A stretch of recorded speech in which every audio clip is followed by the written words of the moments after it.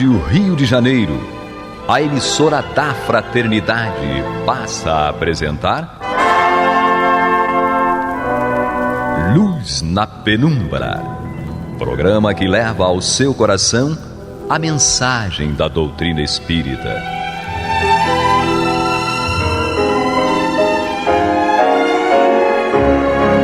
E com vocês, Eduardo Araújo, para o estudo de O Livro dos Médiuns, da obra codificada por Allan Kardec. Olá, prezados amigos da Rádio Rio de Janeiro, sejam todos muito bem-vindos. Está entrando no ar o programa Luz na Penumbra, com estudos de O Livro dos Médiuns de Allan Kardec, aqui na companhia de Paulo Renato. Deus nos abençoe. Maria de Fátima Miranda. Jesus nos conduza. E o pardal que não está voando, está sentado. Então, estamos aqui na segunda parte de O Livro dos Médiuns, capítulo 4. Vamos iniciar aí hoje o item 75. Esse capítulo, ele trata da teoria das manifestações físicas. Então, vamos iniciar aqui com a fala de Allan Kardec. Então, você que está perdido aí, vou repetir, tá? Vou dar uma chance para você. Se você é igual a Maria de Fátima Miranda, que tem dificuldades para raciocinar em cima aqui do livro. Eu estou lembrando do seu João, né? O amigo da Miranda, que já é genético, né? É o pai espiritual da Miranda. Estávamos uma vez no estudo, lá na Sociedade Espírita de Estudos Espíritas de Fraternidade, lá na Penha, nosso querido Marco Aurélio. Marco Aurélio estiver ouvindo vai lembrar dessa história. E aí seu João tá lá, né? Todo mundo com o livro na mão. E o Marco Aurélio falou, ó, capítulo tal, página tal. E o seu João falou, mas eu não tô achando, não sei como... E aí, ele tava... O livro tava de cabeça para baixo. Aí o Marco Aurélio falou, olha, o seu João, de cabeça para baixo vai ser difícil de considerando glaucoma e uma vista que só tinha visão periférica. Mas o seu João disse também na época, pro Marco Aurélio não deveria ter dito, que tomava um leitinho à noite. Que era misturado com conhaque, não é isso mesmo? Para poder aquecer lá no trabalho dele, muito frio. O João trabalhava, dava plantão noturno, né? E às vezes chegava em casa no inverno, ele dizia, quando chegava, colocava leite e uma gotinha de uma colher de sopa, sei lá, de conhaque, para poder tomar banho frio. E aí pronto, e aí caiu na boca do Marco Aurélio, acabou. Do bocudo aqui. E a Miranda faz até hoje a mesma coisa. A Europa conhece a história. Toma o leitinho com conhaque. Vamos lá. Então, ó, se você não faz isso, Livro dos Médiuns, segunda parte, capítulo 4, item 75. Vamos ver o que diz Allan Kardec aqui. Estas explicações são claras, categóricas e isentas de ambiguidade. Delas ressalta como ponto capital que o fluido universal, no qual contém o princípio da vida, é o agente principal das manifestações. Agente que recebe impulsão do espírito, seja encarnado, seja errante. Condensado, esse fluido constitui o perispírito, ou invólucro semimaterial do espírito. Encarnado este, o perispírito se acha unido à matéria do corpo. Estando o espírito na erraticidade, ele se encontra livre. Quando o espírito está encarnado, a substância do perispírito se acha mais ou menos ligada, mais ou menos aderente, se assim nos podemos exprimir. Em algumas pessoas se verifica, por efeito de suas organizações, uma espécie de emanação desse fluido, e é isso, propriamente falando, o que constitui o médium de influências físicas. A emissão do fluido animalizado pode ser mais ou menos abundante, como mais ou menos fácil a sua combinação, donde os médiuns mais ou menos poderosos. Essa emissão, porém, não é permanente, o que explica a intermitência do poder mediúnico. E aí é interessante que os nossos ouvintes, internautas, compreendam que o fato de um médium ser um médium que tenha essa possibilidade, né, como o Kardec coloca aqui, de uma forma muito evidenciada, né, até poderosa, né, produzindo fenômenos muito autênticos, muito fortes, né, que fazem saltar aos olhos, não quer dizer que esse médium seja moralizado, né? Que muita gente entende, o médium produz tal fenômeno. Não. O fenômeno em si é um fenômeno físico. Agora, o fato dele produzir o fenômeno não quer dizer, né, a Kardec até cita o senhor Home em algumas ocasiões, e o senhor Home era um dos críticos dele, entendeu? Naquele momento. Porque uma coisa é o aspecto moral, outra é a mediunidade propriamente. Então, seja no aspecto do fenômeno físico ou dos fenômenos inteligentes, você tem médiuns esplendorosos na produção tanto de fenômeno físico como fenômeno inteligente. O que não quer dizer que moralmente aquele médium é confiável. E muitas vezes ele é instrumento das trevas. Isso. É interessante nessa fala, quando ele vai dizer que quando o espírito está encarnado, a substância do perispírito se acha mais ou menos ligada, mais ou menos aderente, se assim nos pudermos exprimir. Em algumas pessoas se verifica, por efeito de suas organizações, uma espécie de emanação desse fluido, e é isso, propriamente falando, o que constitui o médio de influências físicas. Aí nos lembramos do Chico. É por isso que quando nós vamos refletir a mediunidade do Chico, a mediunidade dele está em níveis que nos escapa até a compreensão e a percepção. Tem coisa da mediunidade do Chico que a gente não faz nem ideia, não é? E quando ele estava na infância, segundo alguns biógrafos, os espíritos precisaram fazer um ajuste perispiritual porque ele vivia mais do outro lado do que aqui, não é? Quer dizer, essa ligação perispírito-corpo físico era de uma expansibilidade que permitia a ele coisas que a gente não faz nem ideia ainda.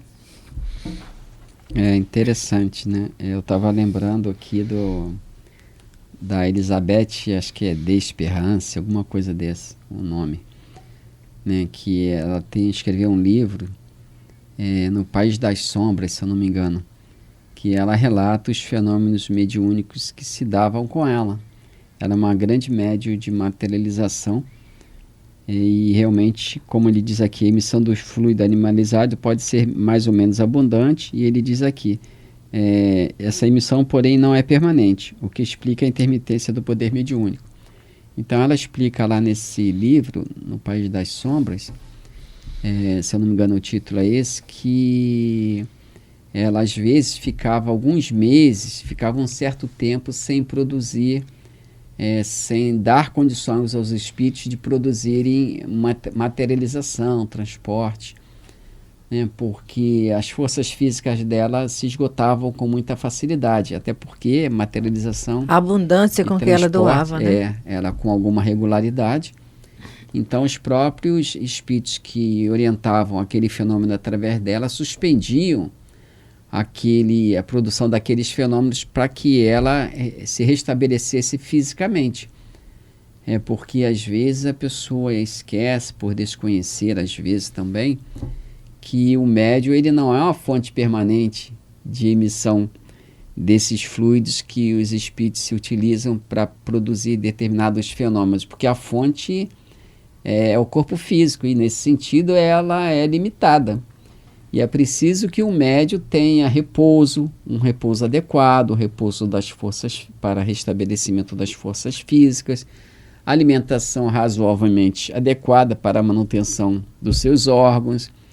Então, às vezes, se o médium desconsiderar essas questões que são necessárias, embora consideradas básicas, a questão do repouso da alimentação, ele pode vir a ter sérios problemas de saúde, né? Se o médium estiver sob a orientação de um espírito sábio, generoso, né, que queira o bem do médium, ele naturalmente, o espírito vai colocar limites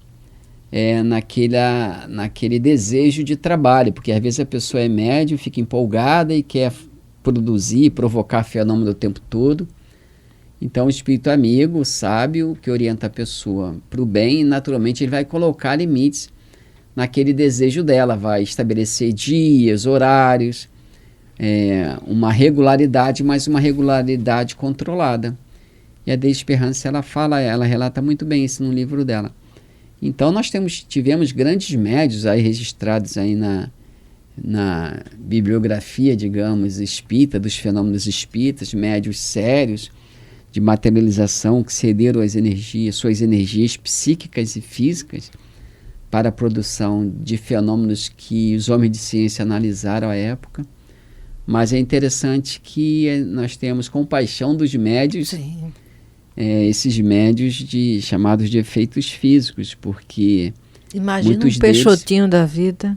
Eles doam a saúde dele a benefício dos outros, que às vezes está sempre explorando, querendo mais, e às vezes a pessoa tem bondade, mas não tem sabedoria para dizer não. Querendo ajudar, ela está sempre cedendo e acaba criando uma viciação naquele que só pede e criando para ela problemas. E se não tiver sobriedade, termina sendo explorado pelo encarnado e pelo desencarnado, que vai se prevalecer dessa invigilância para gerar uma dificuldade, né? E uma debilidade orgânica pode gerar realmente alguns transtornos, inclusive na esfera espiritual, no que diz respeito, dependendo da situação, à própria obsessão, né? Mas quando ele fala aqui sobre fluido universal, ele fala delas ressalta como ponto capital que o fluido universal, né, aí ele vem falando de onde se contém o princípio da vida. Aí nós nos lembramos da questão 27 do Livro dos Espíritos, quando ele fala sobre os elementos gerais do universo. Kardec perguntou o seguinte: há então 2 elementos gerais no universo, a matéria e o espírito? E os benfeitores responderam: sim, e acima de tudo Deus, o Criador, o Pai de todas as coisas. Deus, espírito e matéria constituem o princípio de tudo o que existe, a Trindade universal.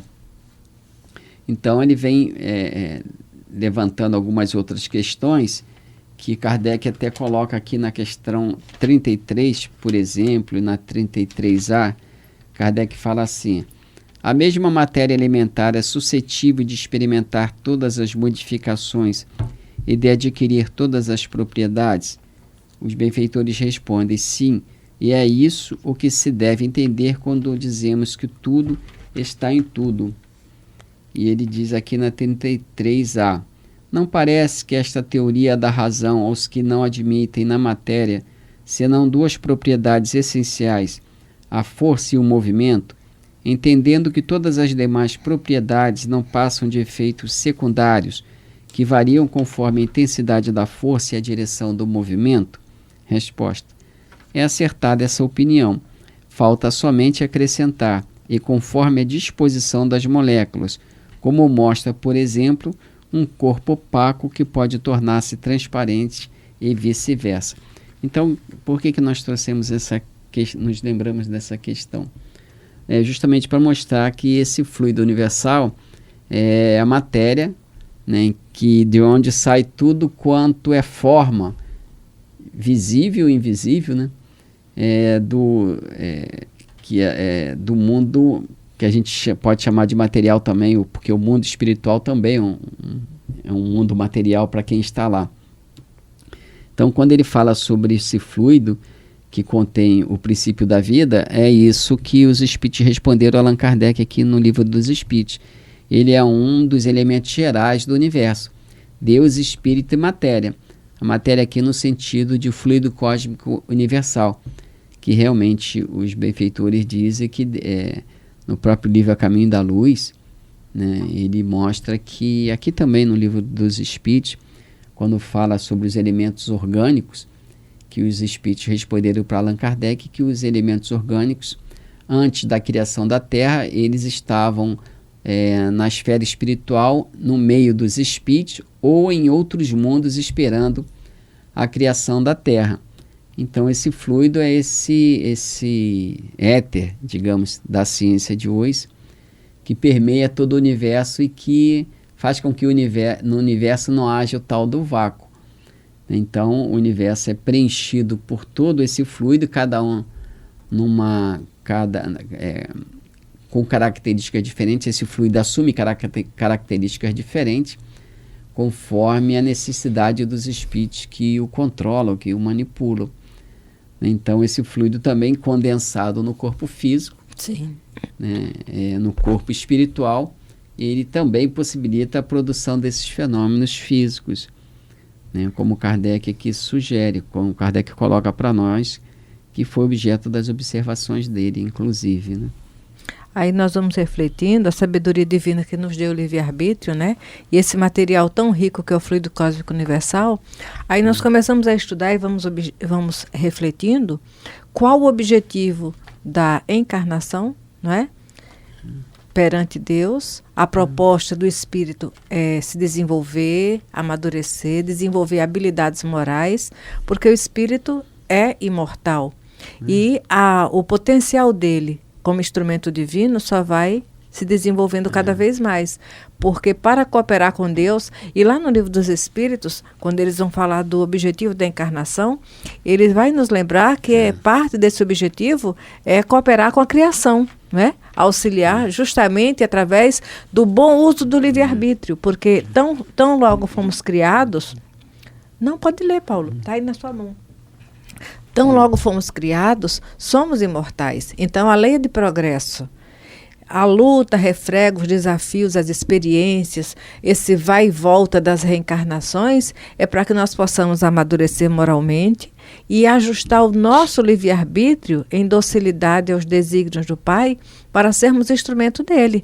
Porque se é sob o fluido cósmico universal que nós vamos atuar através do pensamento, quanto mais ajustado, moralizado e voltado para o bem, não é? O instrumento mais dócil seremos para Deus. Na questão aqui adiante do próprio Livro dos Médiuns, no capítulo 5, nós temos aqui na questão 99, parágrafo 3º, eu acho que é isso. Item 99, item 99, parágrafo 3º, nós temos aqui. Depende da natureza do médium, a pergunta de Kardec, depende da natureza especial do médium, a produção do fenômeno, e poderia produzir-se por outros médios com mais facilidade e presteza? Aqui é o capítulo 5 das manifestações físicas espontâneas. Aí os espíritos responderam a Allan Kardec. A produção depende da natureza do médium, e o fenômeno não se pode produzir senão por meio de naturezas correspondente, comunicando-nos frequentemente com o mesmo médium,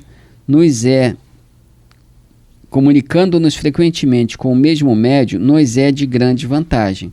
Quer dizer, então ele fala aqui sobre essa questão da produção de fenômenos, mas que ele diz que essa emissão de fluido que Kardec coloca aqui no livro, na pergunta 75, essa emissão de fluido ela se dá tão mais facilmente quanto a proximidade do espírito comunicante, né, com o médium. Quer dizer, sim, quanto mais entrosado os dois no campo psíquico, no campo físico, maior a facilidade de atuação.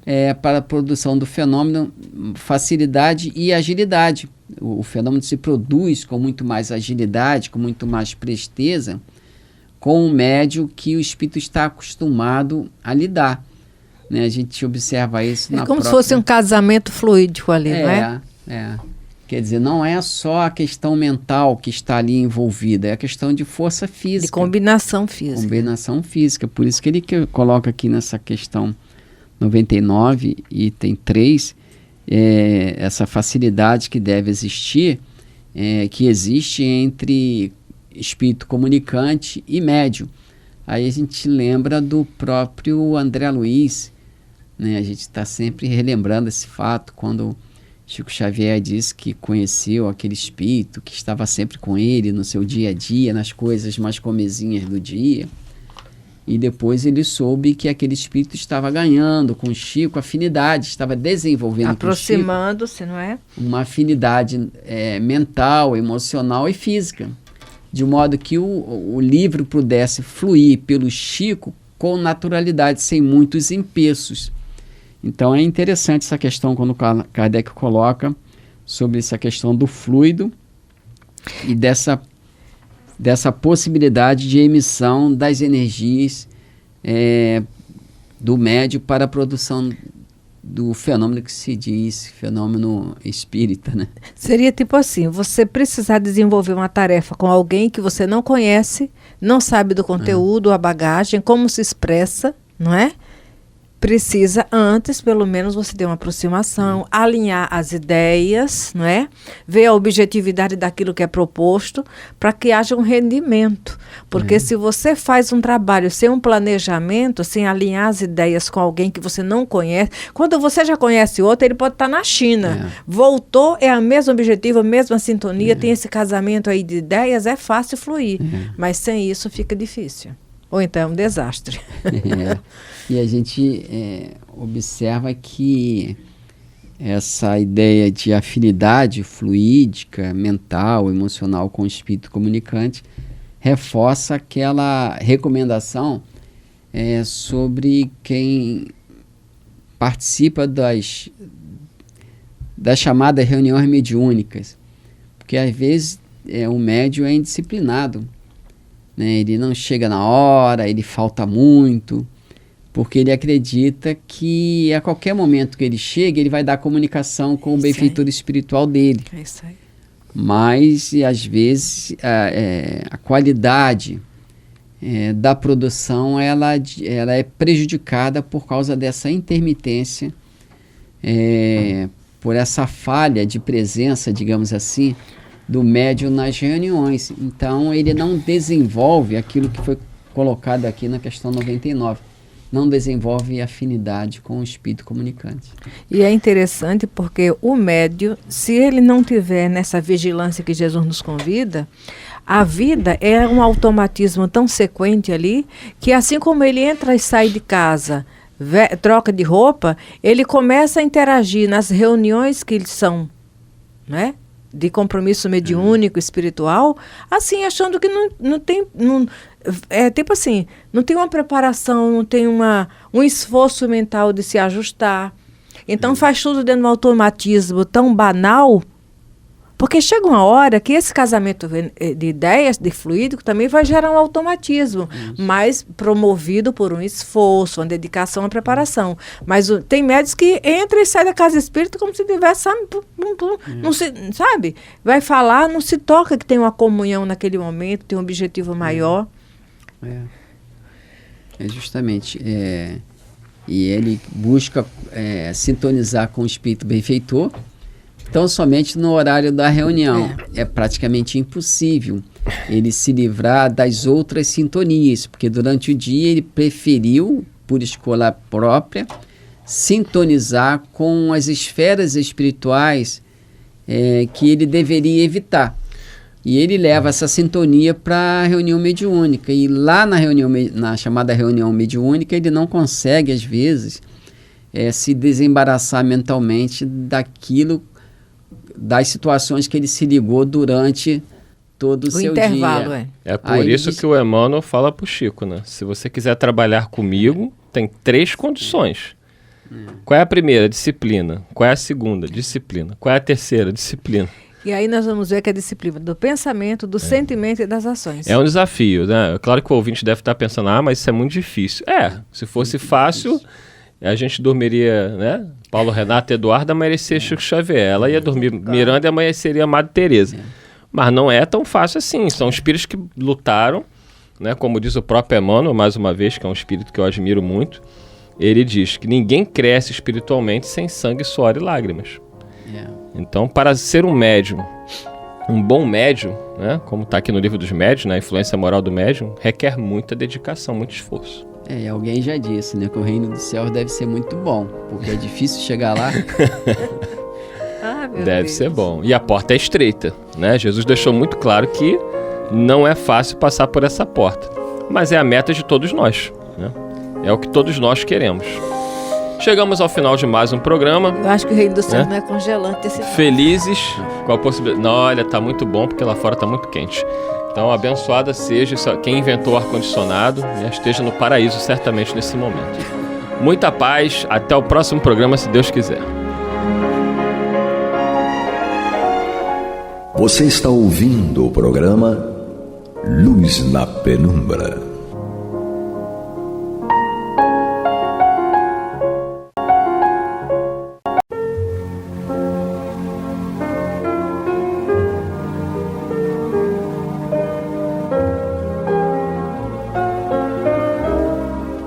Rádio Rio de Janeiro está levando ao seu lar e ao seu coração a mensagem consoladora da doutrina espírita, através do programa Luz na Penumbra. E agora com vocês, Amaury Santos e Astênio Oliveira, para comentar os textos da Revista Espírita de Allan Kardec no período de 1858 a 1868. Olá, amigos, irmãos, é bom estar com vocês. Eu, Astênio, Amaury Santos. E eu, Astênio Evangelista de Oliveira. Amaury não acordou ainda. Não acordei, estou dormindo. Para podermos gravar a Revista Espírita, né, de 1858 a 1868. Meus amigos, estamos aqui para a campanha 4.000 contribuições mensais.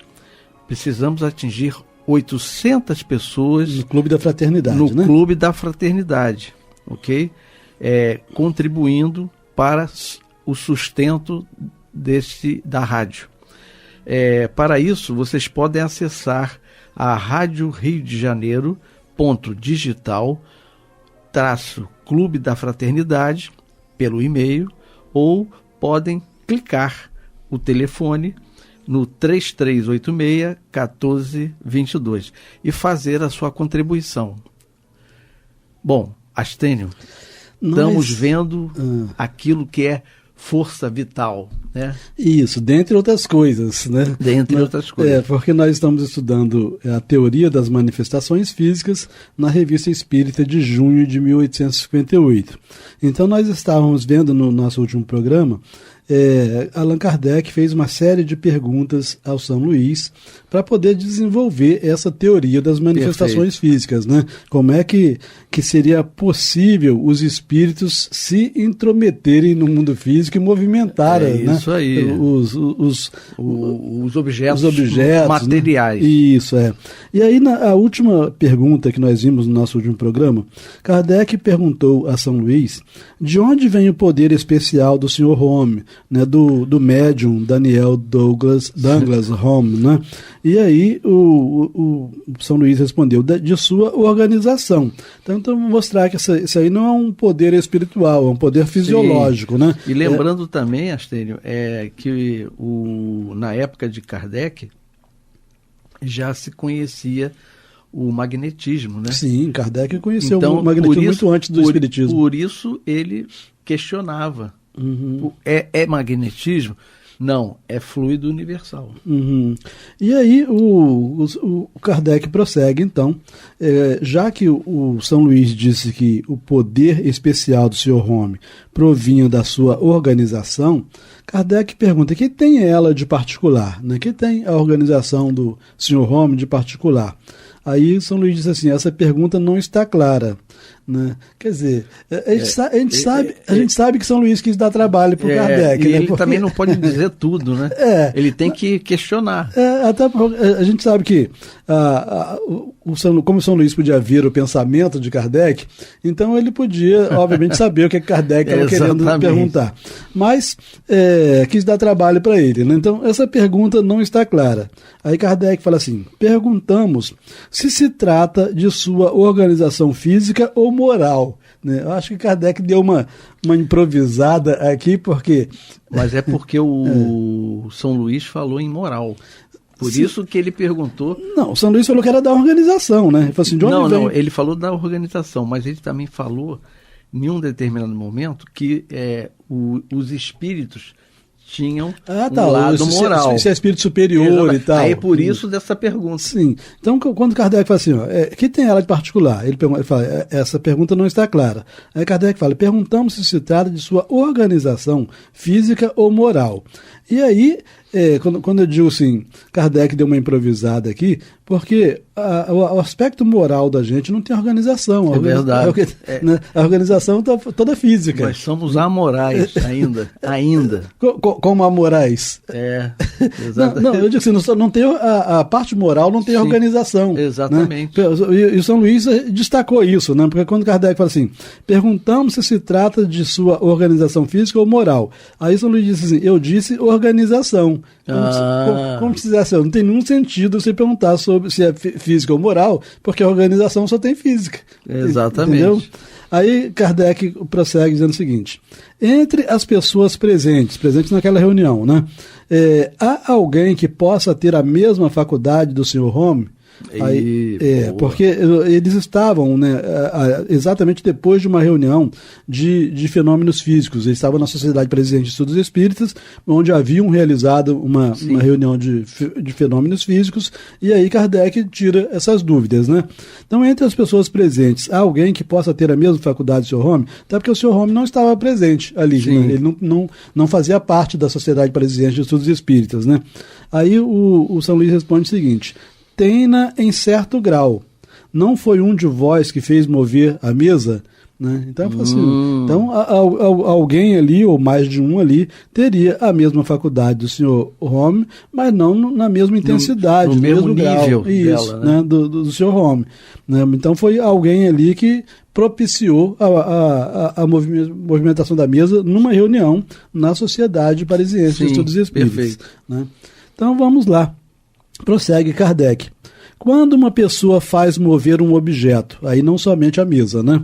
Quando uma pessoa faz mover um objeto, é sempre pelo concurso de um espírito estranho ou a ação pode provir somente do médium? Então, quer dizer, mesmo que nenhum espírito esteja contribuindo para movimentar um objeto, só a presença do médium, ou a presença do médium mais o desejo do médium, a vontade do médium, né, seria possível mover objetos, né?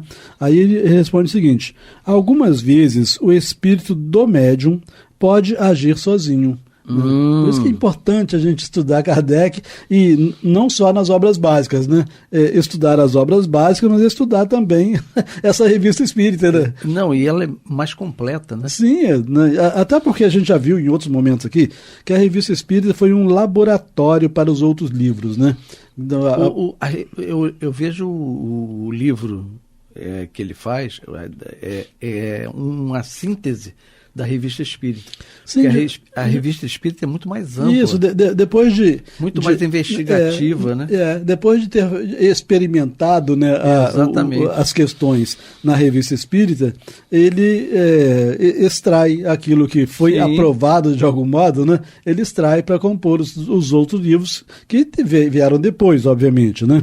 Então ele fala assim, algumas vezes, a pergunta foi quando uma pessoa faz mover um objeto, é sempre pelo concurso de um espírito estranho ou a ação pode provir somente do médium? Ele fala, algumas vezes o espírito do médium pode agir sozinho, porém, na maioria das vezes, é com o auxílio dos espíritos evocados. Isso é fácil de reconhecer. Né? Obviamente, quando São Luís fala espíritos evocados, a gente não pode desconsiderar as manifestações físicas, que espírito nenhum foi evocado. Ele veio, ele veio porque quis, e as pessoas nem queriam que ele viesse. Né? Mas quando evocados também, né, podem fazer isso. Né? Então, o Kardec prossegue. Como é que os espíritos aparecem com as roupas que usavam na Terra? Uma boa pergunta. Boa pergunta, né? A Ivone Pereira, ela relata as visões que ela tinha, né, do Vitor Hugo, e ela diz que o Vitor Hugo desencarnado se vestia, né, de modo, na época em que ela o via, né, de modo extremamente belo, né, dava preferência a tecidos azuis, muitas das vezes brilhantes e tal, né, e a pergunta aqui é como é que os espíritos aparecem? Se aparecem é porque alguém o vê, tá certo? Aparecem com as roupas que usavam na Terra. Aí São Luís responde o seguinte, delas muitas vezes só tem a aparência, das roupas que usava na Terra, muitas das vezes só tem a aparência. Aliás, prossegue São Luís, aliás, quantos fenômenos sem solução não tendes entre vós? De algum modo, São Luís dá a dica aqui de que esse ainda seria um fenômeno sem solução. Quer dizer, muito difícil para a gente entender a vestimenta dos espíritos. Exatamente. Né? Então, aliás, quantos fenômenos sem solução não tendes entre vós? Como pode o vento, que é impalpável, arrancar e quebrar árvores que são compostas de matéria sólida? Então, São Luís só acho que desviou um pouquinho o assunto, então, para mostrar que tem muita coisa ainda para a gente poder responder. Mas, de qualquer forma, em relação às roupas, ele disse que só tinha a aparência. Mas, obviamente, que Kardec nunca ficava satisfeito com respostas incompletas. Né? Aí ele perguntou o seguinte, que entendeis quando afirmais que essas roupas têm apenas a sua aparência? Né? E aí o São Luís respondeu, ao tocá-las, nada se sente, ou seja, elas são intangíveis, né? Se você tentar rasgar a roupa de um espírito, você não vai conseguir. Exatamente. Né? Então, é só aparente. Entendeu? Eu me lembro agora que você estava falando sobre isso e Kardec perguntando, a mãe de Valdo Pereira Franco perguntou a ele, que ele disse que via a mãe dela, a avó. E aí a irmã da mãe perguntou ao Divaldo como é que ela estava vestida. Aí ele falou a roupa e um camafeu que prendia a blusa. E aí ela confirmou, porque eu enterrei minha mãe usando o camafeu. Então é também criado, né, fluidicamente, para que a gente possa ver. Era a aparência do camafeu, né? Então, aí, que entendeis quando afirmais que essas roupas têm apenas sua aparência? Ele responde, ao tocá-las, nada se sente. Aí Kardec prossegue. Se bem compreendemos o que nos dissestes, o princípio vital reside no fluido universal. O espírito aure nesse fluido o envoltório semimaterial, né, que é o perispírito, né, que constitui o seu perispírito. E é por meio desse fluido que ele age sobre a matéria inerte. Vou voltar no início da pergunta, porque aqui está a essência do tema, né, que é a teoria das manifestações físicas. Né? Kardec fala assim, se bem compreendemos o que nos dissestes, o princípio vital reside no fluido universal. O espírito aure nesse fluido, no fluido universal, o envoltório semimaterial que constitui o seu perispírito.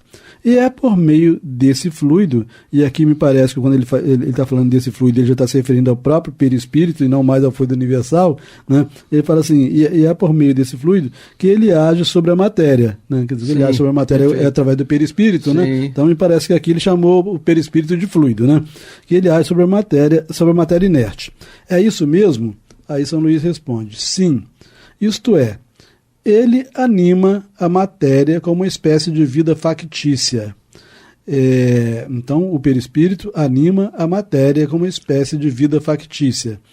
A matéria se anima da vida animal.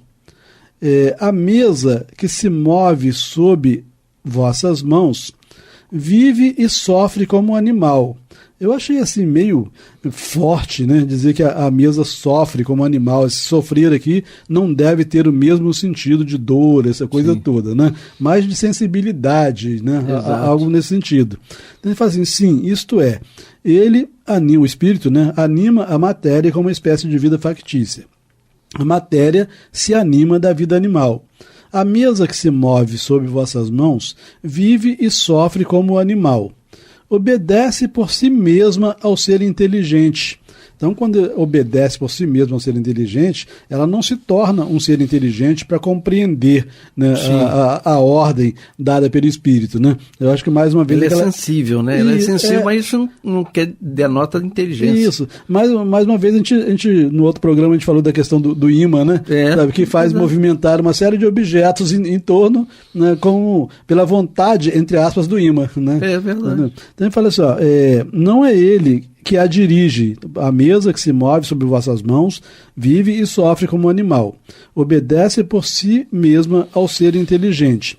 não é ele, o ser inteligente, o espírito, né, que a dirige como o homem com um fardo. Então a gente pega um saco de batata e bota nas costas, ou uma caixinha de leite, né, e bota na mão, e carrega, movimenta. O espírito não movimenta o objeto desse modo, como a gente. Né? Então não é ele que a dirige como o homem com um fardo. Quando a mesa se ergue, não é o espírito que a levanta, é a mesa animada que obedece ao espírito inteligente. Então, ela está animada, mas não inteligente. Né?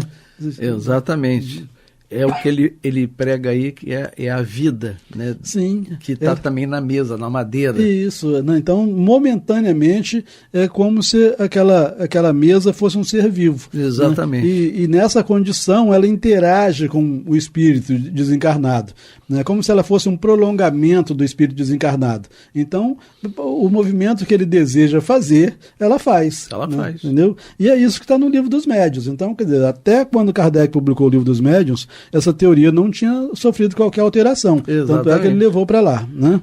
Bom, e aí questão 23. Kardec indaga a São Luís.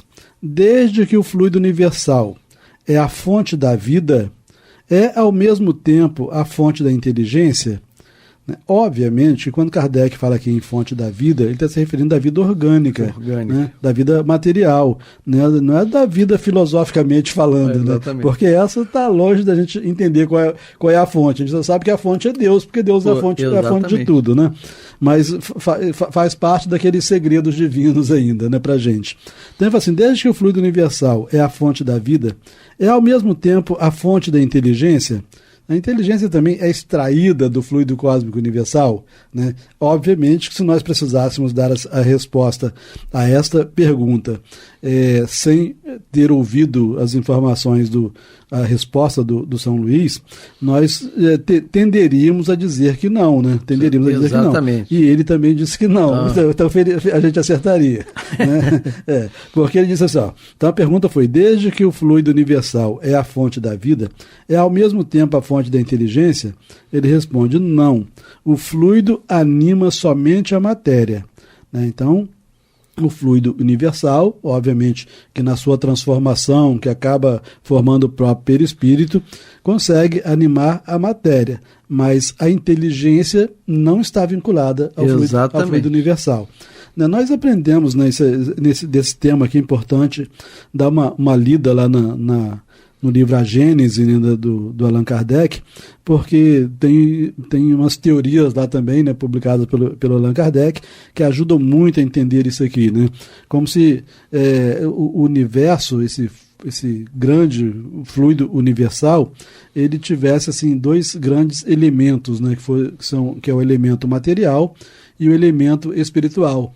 Então, tudo o que é matéria no universo inteiro são transformações desse elemento material.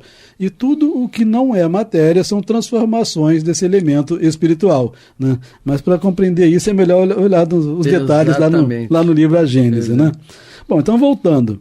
A pergunta foi, desde que o fluido universal é a fonte da vida, é ao mesmo tempo a fonte da inteligência? Resposta, não. O fluido anima somente a matéria. Aí Kardec faz uns comentários, e quando Kardec faz comentário, normalmente a gente entende melhor do que o que a gente tinha entendido antes, né?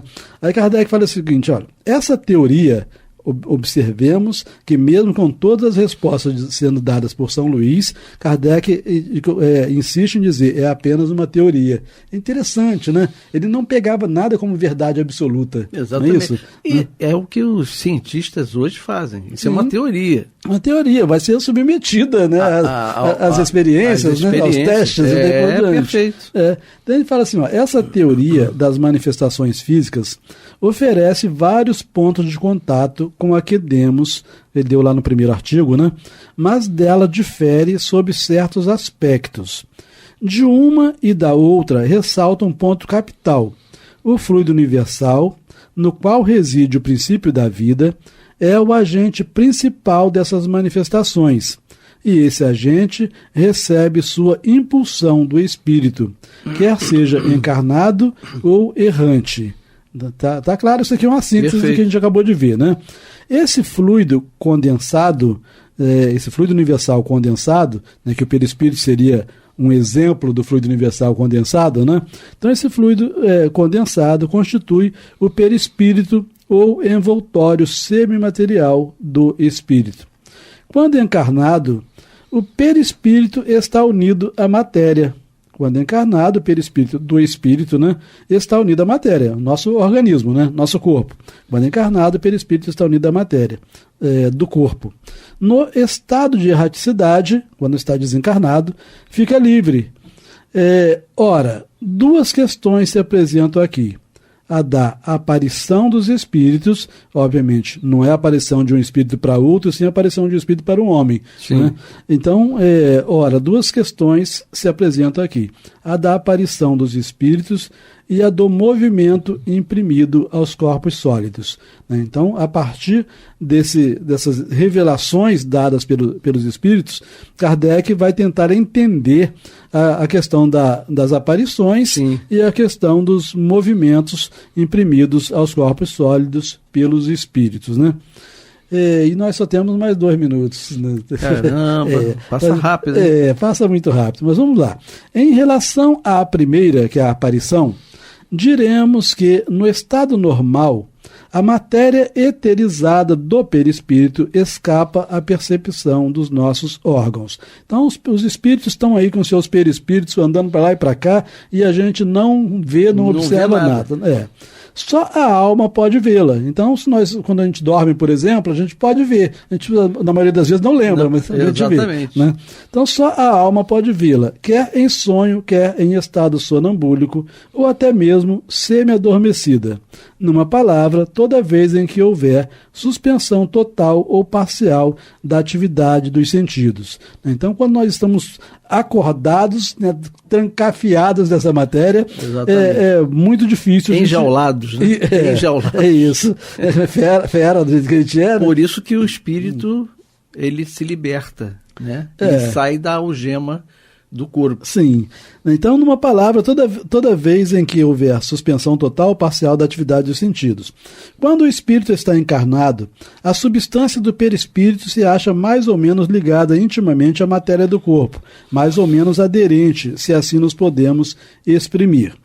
Em alguma pessoa, há uma espécie de emanação desse fluido. Em algumas pessoas, há uma espécie de emanação desse fluido, em consequência de sua organização.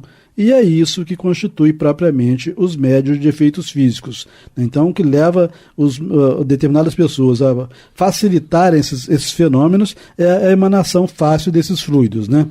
Emanando do corpo, esse fluido se combina, segundo leis que nos são desconhecidas, com o fluido que forma o envoltório semimaterial de um espírito estranho. Disso resulta uma modificação, uma espécie de reação molecular que lhe altera momentaneamente as propriedades a ponto de torná-lo visível e, em certos casos, tangível. Então, seria essa combinação dos fluidos do médium com os fluidos do espírito. Né? Só que, concluindo, esse efeito pode produzir-se com ou sem o concurso da vontade do médium.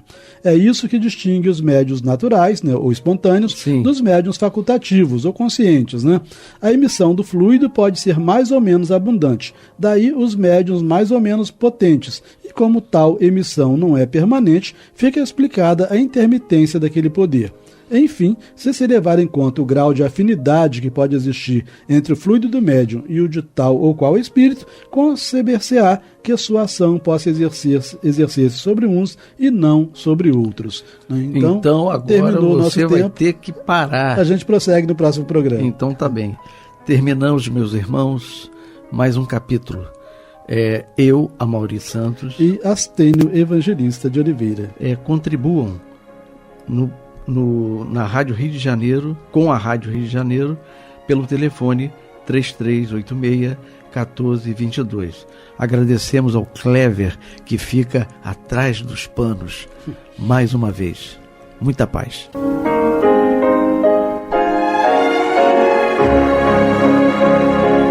E vamos ouvir agora a prece de encerramento de nosso programa, na voz de Geraldo de Aquino. Jesus, dá-nos coragem para a luta, piedade para os insultos e misericórdia para as injustiças e ingratidões. Limpa nossa alma de inveja e ambições mesquinhas, de ódio e de vingança o nosso caminho. E que dentro em pouco, ao recolher-nos de novo ao calor do nosso leito, para que o sono nos dê a paz e o esquecimento das tristezas humanas, possamos sentir, Senhor, no mais íntimo de nosso ser, a doçura indefinível do Teu amor e a grandeza incomparável da Tua divina presença. Que assim seja.